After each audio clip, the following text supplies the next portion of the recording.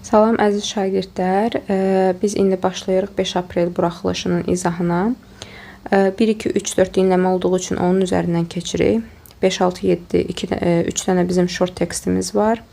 Bir dənə ümumi tekst var və onun sualları var. Digər suallar isə qarışıqdır. Həm qramma, həm də vocabulary sualları var. Hansılar ki, bunların da izahını verəcəm. Başlayaq 5-ci tapşırıqdan.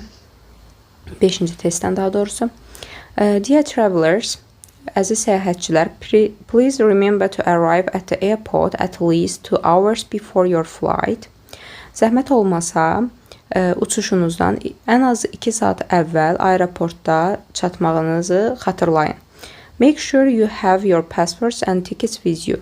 Əmin olun ki, özünüzlə pasportlarınızı və biletlərinizi götürmüsünüz. Pack your luggage carefully and read the basic rules about what you can bring. Öz bagajınızı ehtiyatla yığın və nələr götürə biləcəyiniz haqda sadə qaydaları oxuyun. Don't forget to bring some food and water for your trip. Səyahətiniz üçün ərzaq, yəni yemək və su götürməyi unutmayın. Have a safe and enjoyable journey. Xoş və təhlükəsiz səyahətlər. Best regards, ən xoş arzularla. Travel Agency Bravo. Səyahət agentliyi Bravo. İndi gəlin bu tekst nə haqqındadır? Onu tapacağıq. A-da passengers will be provided with food and water by the agency. Səyahətçilər, yəni sərnişinlər agentlik tərəfindən su və yeməklə təmin ediləcək. Bu səhvdir. Bir dənə indi burada qeyd eləyək.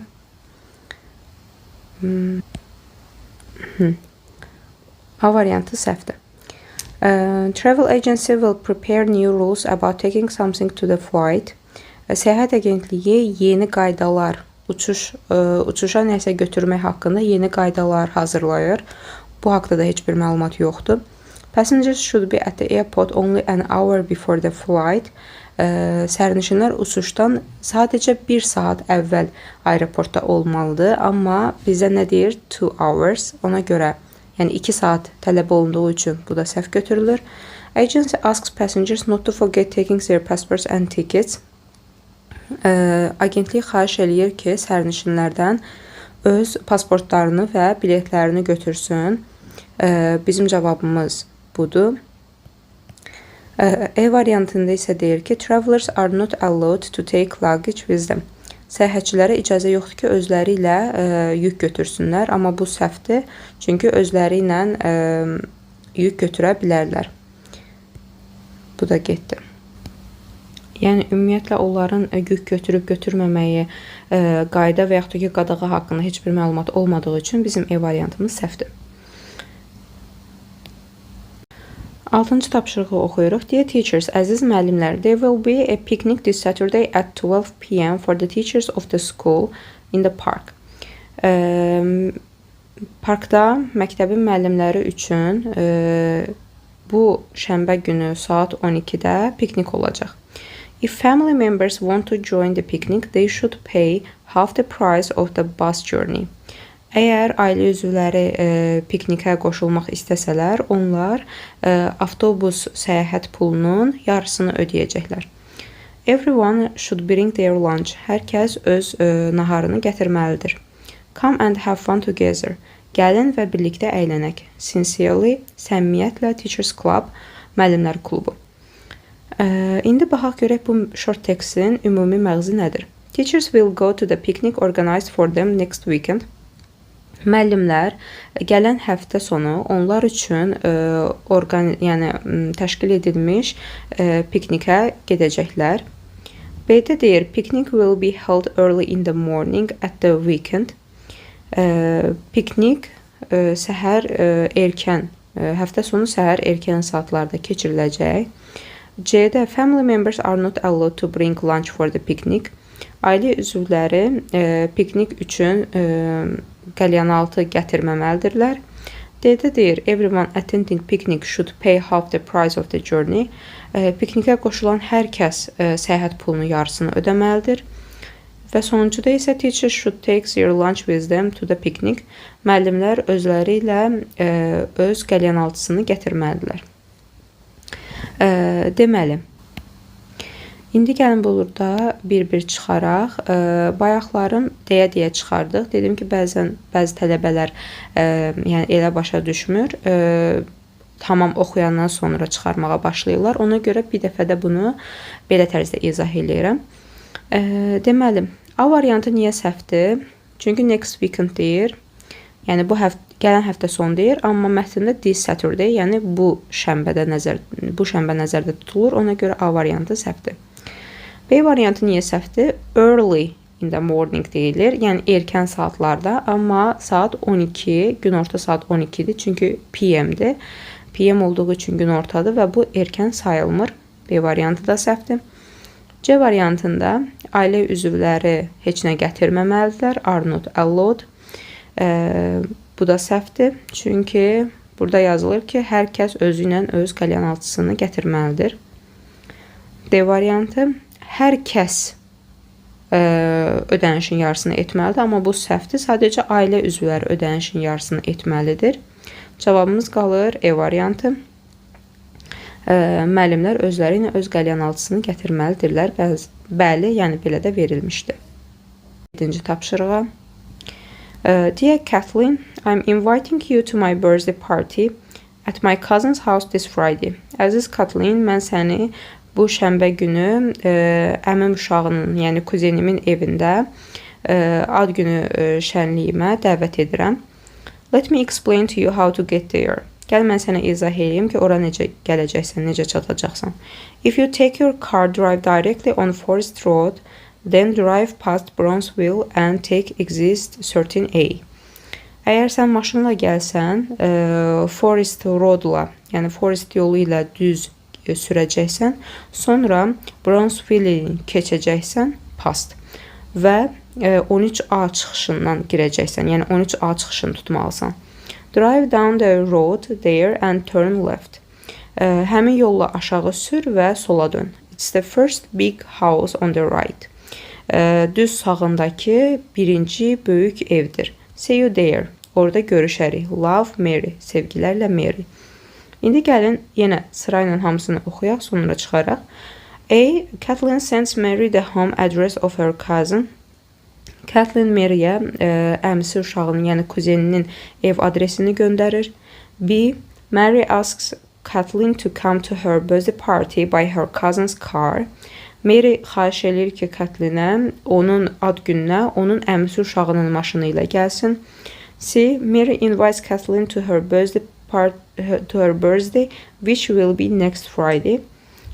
Mary Kathleen'i növbəti 5-ci gün olacaq ad günü partisinə dəvət edir. D-də deyir ki, Mary describes the way to her cousin's house to Kathleen. Mary əmsi uşağının evinə, Kathleen'in əmsi uşağının evinə gedən yolu təsvir edir. Yəni Kathleen'ə təsvir edir.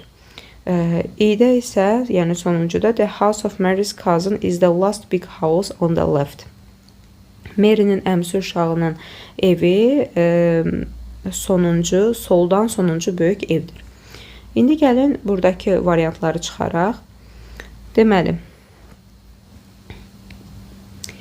bunun da cavabları bundan əvvəlkin cavablarına oxşardı. Yəni, oxşar səhvlər var. Oxşar səhvlərlə çıxarıla biləcək testlərdir. Deməli, A-da deyir ki, Kathleen Mary'yə əmsi uşağının evinin adresini göndərir. Amma əslində, Dear Kathleen, yəni ki, əziz Kathleen deyə müraciət edən kimdir? Mary. Mary yazır bu məktubu. Ona görə A variantı səhvdir. B-də burada əmsi uşağının maşınından söhbət getmir. Öz maşını ilə gəlsə deyə danışır. C-də next Friday deyir. Gələn 5-ci gün olacaq parti, amma mətndə yazılıb this Friday. Ona görə C-də səhvdir. D. Mary describes the way. D variantı düzdür. Yəni ki, Kathleen'ə izah eləyir yolu.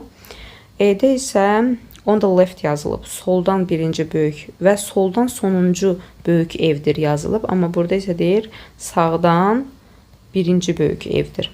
Ona görə E variantı da səhvdir. Davam edirik indi bizim mətnimizlə. Mətn iki hissədən ibarətdir. Birinci başlayaq birinci hissəni oxumağa. Cano Cristales is a unique and colorful river in Colombia, South America. Burada scan dokumentdə yaxşı düşmədiyi üçün orada river sözüdür. Cano Cristales Cənubi Amerikada, Kolumbiyada nadir və rəngarəng bir çaydır. There are a lot of mountains and lakes around the river. Çayın kənarında çoxlu dağlar və göllər var.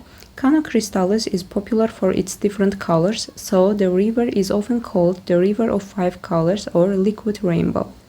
Cano Cristales öz fərqli rənglərinə görə məşhurdur. Beləliklə, çay tez-tez 5 rəngin çayı və yaxud da maye göyqurşağı adlandırılır. It includes various colors like red, black, blue, green and yellow. Ona müxtəlif rənglər daxildir. Qırmızı, qara, mavi, yaşıl və sarı kimi. Its red color comes from a red plant growing under the river. Onun qırmızı rəngi çayın altında olan qırmızı bitkidən gəlir. This color changes depending on sunlight. Bu rəng günəş işığına görə dəyişir. Other colors come from black stones, green plants, blue water and yellow sand. Digər rənglər qara daşlardan, yaşıl bitkilərdən, mavi sudan və sarı qumdan gəlir. Keçək ikinci hissəyə. To protect Cano Cristales from pollution and damage, not everyone can enter the area. Cano Cristales-i çirklənmədən və zərərdən qorumaq üçün heç də hər kəs bu əraziyə daxil ola bilməz. Tourists need a document from government allowing them to enter the area. Turistlərin hökumətdən sənədə ehtiyacı var bu əraziyə daxil olmaq üçün. Tourists can only visit Cano Cristales with a guide. Turistlər Cano Cristales-ə bir bələdçi ilə daxil ola bilərlər. Ancaq bir bələdçi ilə daxil ola bilərlər. They can book a tour to Cano Cristales and enjoy this wonder of the nature. Onlar Cano Cristales-ə bir tur rezerv edə bilərlər və təbiətin bu möcüzəsindən həzz ala bilərlər. But going to the river is not so easy. Amma çaya getmək elə də asan deyil. Visitors should first use a helicopter, then a boat, and then they should go on foot. Ziyarətçilər öncəliklə bir helikopter, sonra bir qayıq istifadə etməlidirlər. Daha sonra isə onlar piyada getməlidirlər. İndi gələk 8-ci testin izahına. İndi gəlirik 8-ci testin izahına. Complete the sentence-dim, yəni cümləni tamamlayın. Tourist, turistlər. A variantında avoid using a boat because of its danger. Deyir ki, qayıq istifadə etməkdən çətinin, çünki təhlükəyə görə. Amma çəkinin yox, onsuz da burada transportların içində bot var idi. Ona görə A variantı səhvdir. B variantı can visit the place without the help of the guide. Siz bura bələdçinin köməyi olmadan da bu yerə ziyarət eləyə bilərsiniz. Amma bu səhvdir, çünki burada yazılmışdı ki only with a guide. Ona görə B variantı da səhvdir. C variantı damage the environment if they travel with a tour. Əgər onlar turla səyahət eləyirsə, ətraf mühitə zərər vura bilərlər. Yəni buna icazəsi varmış kimi zərər vuracaqlar. Bu da səhvdir. Zərər vura bilməzlər. D variantı can visit the river by getting a special document. Bu çaya xüsusi bir sənədlə daxil ola bilərlər, ziyarət eləyə bilərlər. Bu düzdür. Yəni sənəd olmadan icazə yoxdur. E variantında isə are allowed to throw things in the area of the river. Çayın ərazisinə əşyalar tullamağa icazələri var, amma heç bir icazə yoxdur, tullantıya icazə yoxdur ümumiyyətlə. Cavabımız D variantıdır. Davam edirik 9-cu testin izahı ilə. What makes Cano Cristales famous? Cano Cristal nəyinə görə məşhurdur? Təbii ki, bizim bütün birinci paragrafımız rəng sözünü biz davamlı gördüyümüzə görə rəng sözü də burada bir dənə C variantındadır. Different colors in the river. Çayın müxtəlif rəngləri ilə. A number of lakes olmaz. Bir neçə göl. Göllərin sayından danışmır və yaxud da göllər haqqında danışmır. Sadəcə göllər sözü var. Bəli, birinci cümləmizdə var. Amma say və yaxud da ki, xüsusiyyət haqqında danışılmır. B-də the name of the river sadəcə adı haqqında danışılmır. Adı sadəcə çayın adı olaraq keçir. Yəni adının tarixi və yaxud da ki, təkcə adı verilməyib. Cavabımız C-dir.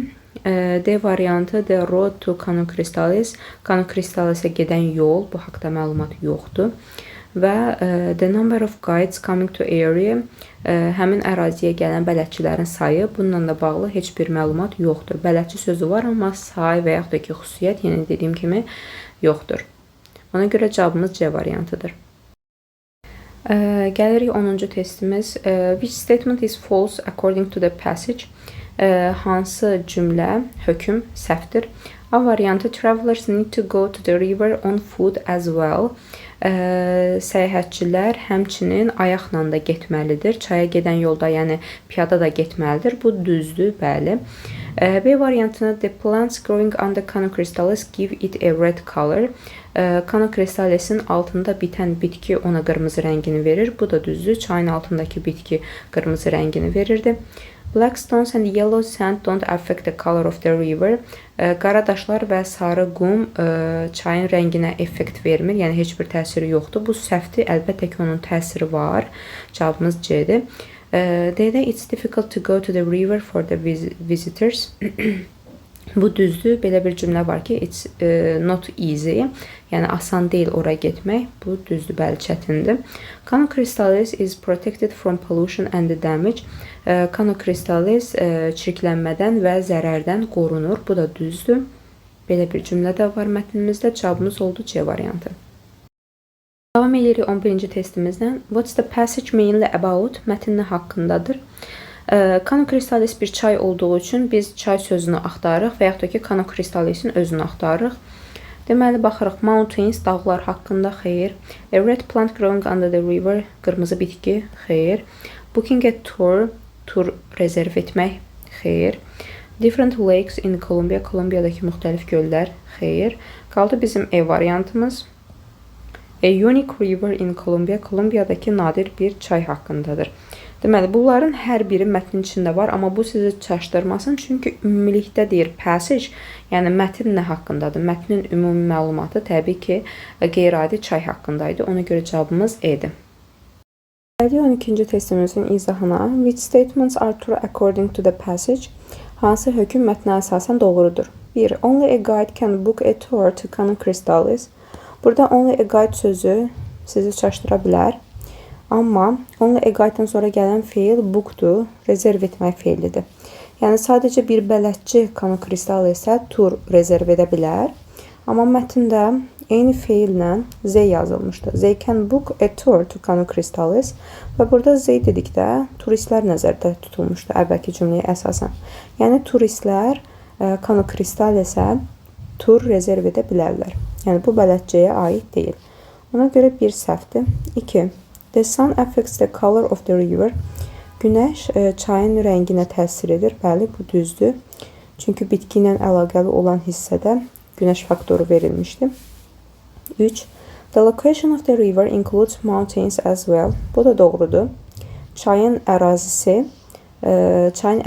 həmçinin dağlar da aiddir. Bu bizim birinci cümləmizdə idi. Dağlar və göllər aiddir yazılmışdı. 4. Helicopter is the last vehicle to use when you visit a river. Helikopter sonuncu transportdur. Yəni sonuncu nəqliyyat vasitəsidir ki, siz istifadə edirsiniz çayı ziyarət etdikdə. Bu səhvdir, çünki birinci helikopter, sonra boat, sonra isə bir qədər piyada getməliydiniz yazılmışdı. Ona görə dördüncü fikir səhvdir. Cavabımız olacaq 2 və 3.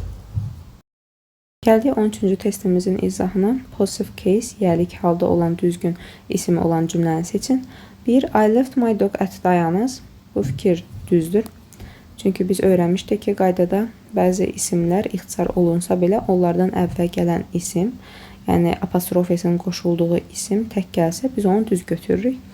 Mən öz itimi Dianagildə qoymuşam. 2. My neighbor's door is painted in green. Mənim qonşumun qapısı yaşıl rənglə rənglənib. Bu da düzdür. Apostrofes və isim gəlibdir düzgün halda.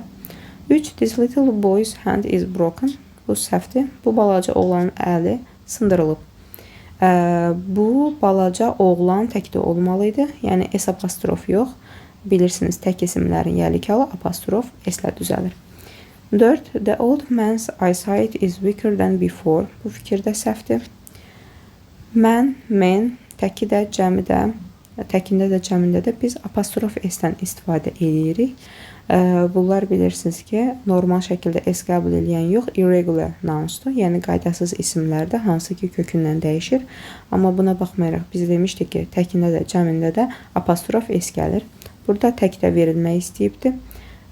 Bu qoca adamın görməsi əvvəlkindən daha zəifdir. Deməli, 3 və 4 səhvdir. Bizim doğru cavablarımız 1 və 2 C variantı. 14-cü tapşırıq bizim bağlayıcılarımızdan bağlıdır. Neither nor, either or bağlayıcıları və yaxud da ki, both and. Baxırıq, cümləyə baxmadan da biz variantlarımızı asanlıqla çıxara bilərik. Çünki neither or ifadəsi yoxdur. Neither nor ifadəsi var. Neither and ifadəsi yoxdur. Both or yox, both and-lə işlənir. Either norla yox, either orla işlənir. Deməli, bizim tək düzgün variantımız C variantıdır. Neither Michelle nor her friends took part in the competition. Nə Michelle, nə də onun dostları yarışda iştirak etdi. 15-ci testimizin izahına gəlirik. Passive voice-da verilmiş düzgün cümləni tapın. Cümlə bizə verilib, biz düzgün formada passive voice-ı çevirməliyik. Deməli, I organized a birthday party last month. Cümləmizin objekti, yəni tamamlığı a birthday party. Biz bunun cümlənin əvvəlinə keçirməliyik və cümləmizi düzgün zamana görə passive voice verməliyik. Baxırıq, A, C və E-də a birthday party ilə cümlə başlayıb, B və D-də A ilə başlayıb, bunlar səhvdir. Organized keçmiş zamanda olduğuna görə keçmiş zamanın passivi necə düzəlir? Was, were plus verb 3. Deməli, a birthday party-dən sonra biz was və yaxud da ki were və feilimizin 3-cü formasını yazmalıyıq. A birthday party təkdə olduğuna görə was, feilimiz qaydalı olduğuna görə 3-cü forması da eyni ilə id ilə düzəlir, organized və last month əlavə olunur. Deməli, elə verilən A variantı düzdür. C niyə səhvdir? A birthday party is organized, indiki zaman passivində verilib, səhvdir. E niyə səhvdir? A birthday party organized, burada to be yoxdur, to be olmadan keçmiş və indiki sadə zamanlarda passive voice düzəltmək yanlışdır. Ona görə də səhvdir. Cavabımız olacaq A variantı. Testimizin izahına baxırıq. Tərcümə cümləsidir. I was nöqtələr and happy during the flight because my seat was a window seat.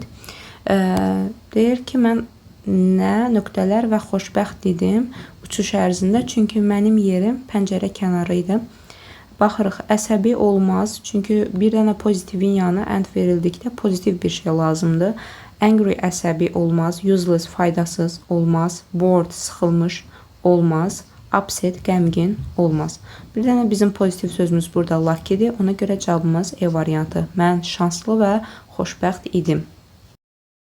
17-ci testimizin izahına baxırıq. 3 dənə söz və 3 dənə definitionımız var. Bunları birləşdirməliyik.